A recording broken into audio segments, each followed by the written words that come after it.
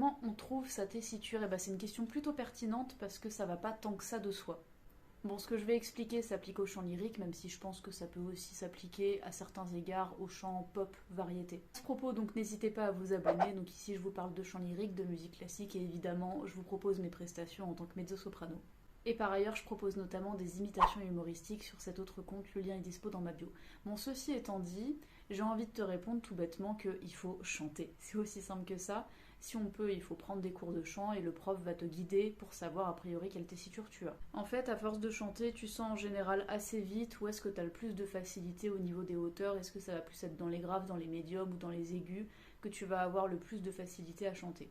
Tu ressens en principe assez vite où est ta résonance, pour autant il faut faire attention entre l'inné et l'acquis. Je m'explique. Comme je le disais, on va avoir une facilité naturelle à chanter des sons à une certaine hauteur, des sons plus ou moins hauts, plus ou moins graves, selon la tessiture qu'on a. Toutefois, même quand on a identifié sa tessiture, il ne faut pas oublier que la tessiture c'est quelque chose quand même de relativement large. Et donc, il y a des sons dans l'aigu, dans le grave, qu'on est capable de produire, mais qu'il faut travailler, que spontanément on a l'impression qu'on ne peut pas sortir aussi aisément que d'autres sons.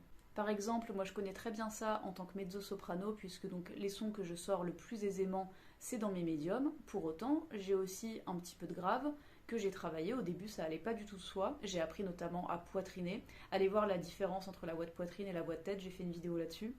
Et ce que je suis en train de travailler en ce moment au conservatoire et qui est vraiment pas simple, c'est les aigus. J'ai pas les aigus d'une soprane parce que c'est pas là que se situe ma résonance, de même que la soprane ne trouve pas sa résonance la plus forte dans les médiums.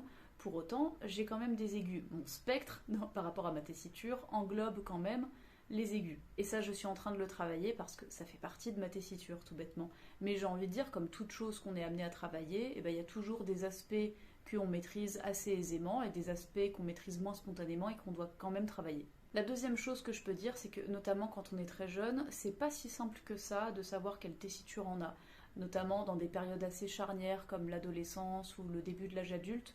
Moi par exemple à l'adolescence, je pensais vraiment que j'allais être soprano, parce que le chant lyrique, moi ça fait à peu près depuis l'âge de 15 ans que je prends des cours, mais j'ai commencé à travailler, on va dire, assez sérieusement à partir de mes 22-23 ans. Mais donc au tout début où je me suis un peu familiarisée avec cet art-là, je pensais être soprano parce que j'atteignais encore certains aigus. Et la toute première prof de chant que j'ai eue quand j'étais ado, avec qui j'ai pris vraiment 2-3 cours, m'avait dit « Je me demande si tu tires pas quand même un petit peu vers la mezzo ».